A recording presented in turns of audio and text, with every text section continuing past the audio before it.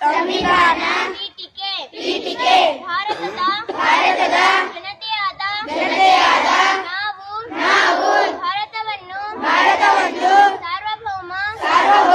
ಸಮಾಜವಾದಿ ಧರ್ಮನಿರಪೇಕ್ಷ ಪ್ರಜಾಸತ್ತಾತ್ಮಕ ಗಣರಾಜ್ಯವನ್ನಾಗಿ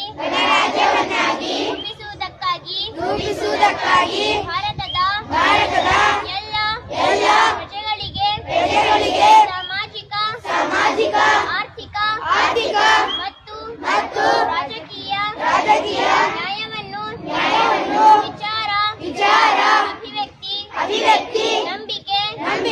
ಧರ್ಮ ಮತ್ತು ಉಪಾಸನೆಯ ಸ್ವಾತಂತ್ರ್ಯವನ್ನು ಸ್ಥಾನಮಾನ ಮತ್ತು ಅವಕಾಶಗಳ ಸಮಾನತೆಯನ್ನು ದೊರೆಯುವಂತೆ ಮಾಡುವುದಕ್ಕಾಗಿ ವ್ಯಕ್ತಿ ಗೌರವ ದೇಶದ ಏಕತೆ ಮತ್ತು ಸಮಗ್ರತೆಗಾಗಿ ಎಲ್ಲರಲ್ಲಿ ಭ್ರಾತೃತ್ವ ಭಾವನೆಯನ್ನು ಮೂಡಿಸುವುದಕ್ಕೆ ದೃಢ ಸಂಕಲ್ಪ ಮಾಡಿ ನಮ್ಮ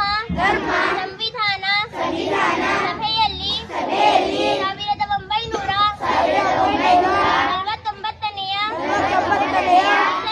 ಇಸವಿಯ ನವೆಂಬರ್ ತಿಂಗಳ 26ನೇ ದಿನದಂದು ಈ ಸಂವಿಧಾನವನ್ನು